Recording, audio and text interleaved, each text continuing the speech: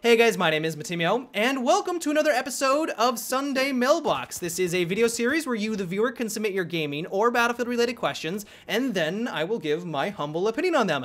To get the formalities out of the way real quick, if you would like to submit your own questions that could be featured in an upcoming episode, you can do so by leaving a comment down below, or by sending me a YouTube message. The first question for today comes from John, and it is, what do you think about being able to shoot out the tires of vehicles in Battlefield Hardline?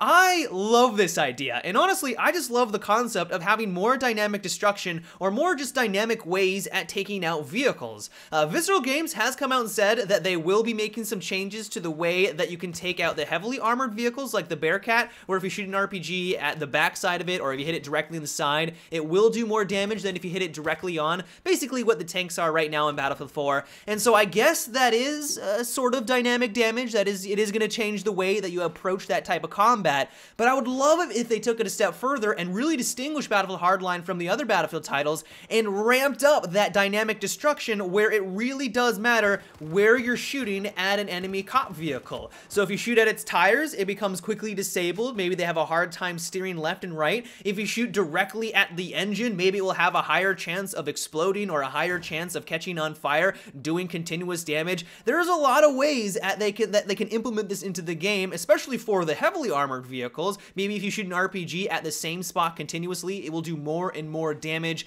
That would be an awesome addition in the game. Then we're now getting into the territory where they're actually bringing something new to the Battlefield franchise. Like every single time a new Battlefield game comes out, they usually try to improve upon the past Battlefield games and also bring something new and fresh that's completely different from the past Battlefield games. Bad Company brought in massive destruction where like the entire Battlefield could be completely leveled.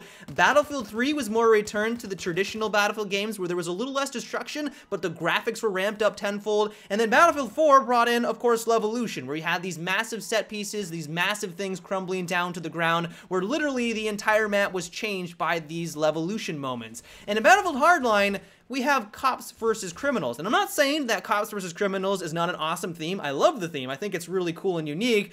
The problem with it, though, is that they're not really doing anything to add to the Battlefield franchise. And honestly, if they went down the path of maybe having more dynamic vehicle damage or dynamic vehicle combat, that could be one way at trying to iterate or improve upon the Battlefield franchise and bring something different that we haven't seen before. So that is an awesome suggestion. The next question comes from Westy, and it is, alongside the spike strip gadget, should the commander have the ability to deploy a destructible roadblock, block one avenue to escape for the robbers, force them to take another route? First of all, I'm not really sold on the idea of even having a commander in Battlefield Hardline. Like, I get the concept, I like the theory of it, you know, having a guy up in the sky commanding all the squads to go to certain objectives, having that tactical gameplay and giving your teammates a little bonuses here and there. That sounds cool in concept, but in practice, it gives way too much power to a player, and if you try to take away that power to the player, then all of a sudden the commander slot just becomes completely useless and no one wants to even play at it. Right now in Battlefield 4, I despise the commander, not only because it gives a ridiculous amount of power to one player and you have UAV spam constantly. God damn, I hate UAV spam. But it also just turns into where one team has a commander, the other one doesn't. The one that doesn't gets stomped because they don't have the benefits of a commander, mainly just the UAV, so they're always on the minimap and the enemy team isn't. And so maybe if they really revamp this system and they flushed it out completely and they rebalance it entirely, then maybe I would be inclined to add it into the game. But just first of all, I just do not like the idea of a commander in a first-person shooter where one player has that much influence on the battlefield.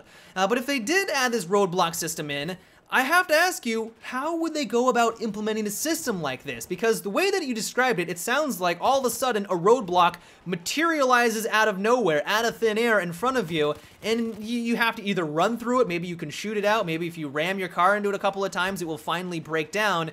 But I have to ask you, how would you implement a roadblock system in there? Does it materialize? Does it come down from the sky? Like, that wouldn't be realistic, or that would definitely break the immersion if that was the case. And also, it would break the immersion if all of a sudden it just materialized in front of you if you were driving your car, and then at the last second you just slam right into this wall that appeared out of nowhere. Maybe you could make it so that on certain sections of the map, the commander could raise bollards. That could be something that I could see the commander doing, and that could be a good way to go about it. But if the commander could constantly raise and lower bollards, that also would get a little annoying because then it's just like, oh, he sees the guy in the car, he's gonna raise the bollards at the last second, they're gonna slam on into it, and then once again, I feel like we're getting into the category where the commander has a little bit too much power. And so while I think this concept is interesting, especially if you made it so that the bollards raising and lowering had a cooldown of like 30 seconds or to a minute so the commander couldn't just abuse it and raise them up and down every couple of seconds,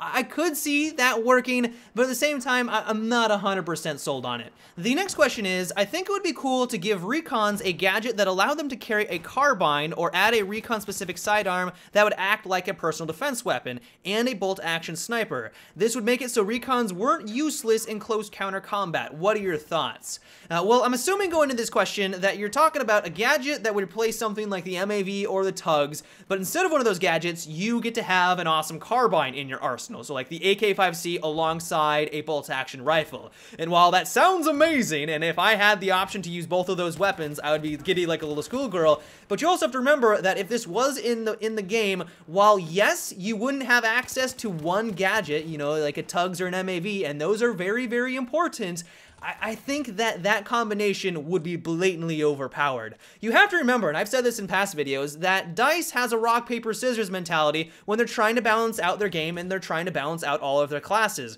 The Recon, when they use a bolt-action rifle, they are the king at long-range combat. You get into a conflict with a Recon and they're across the map and they're using a bolt-action rifle and all you have is a personal defense weapon, you're not gonna last very long in that firefight. On the other end of the scale, if you're playing as a Recon and you get into a close encounter conflict and you have a bolt-action rifle, you're not going to stand a chance if they're using an assault rifle, and that's how they balance everything out. If you're playing as a kit that can dominate in every single type of combat scenario, then you've defeated the point of the whole class system, and it's blatantly overpowered, in my opinion. Like, you get to the overpowered category. And so my advice to you is just to remember that that's the way that the game is balanced. If you're using a bolt-action rifle, try to play a little bit further away from the combat. Support your teammates from afar if they're capturing an objective. Don't go running on the objective yourself unless it's, like, absolutely necessary for you to capture it as quickly as possible. Try to stay back, provide some covering fire, spot for your teammates, and play as a sniper. Don't go running and gunning. And if you do get into a situation where they're up close and personal, then it's not necessarily your fault because sometimes a guy can sneak up around you, but you still have to remember that that's just the way that the class dynamic works, and if you made it so that a Recon had basically all the best weapons in the game, or had the best long-range weapons alongside some of the best weapons for close encounter combat, it would be way too powerful. The next question comes from Wrathchild, and it is, will you be uploading in 60 frames per second now? Well, right now, it's not available, at least not to everyone. I think there is a beta phase it's going to be going through, and I think it needs to go through that beta phase because the 60 frames per second video that they showcase, I think some people were saying that it actually wasn't 60 frames per second, and it was more like 38, like you could actually notice the difference of a 60 frame per second video compared to like what they were showcasing, so it seems like they're still trying to work out the kinks. But once it's available, yeah, I'm gonna do my best to get all of my videos to 60 frames per second, or at least 48 frames per second.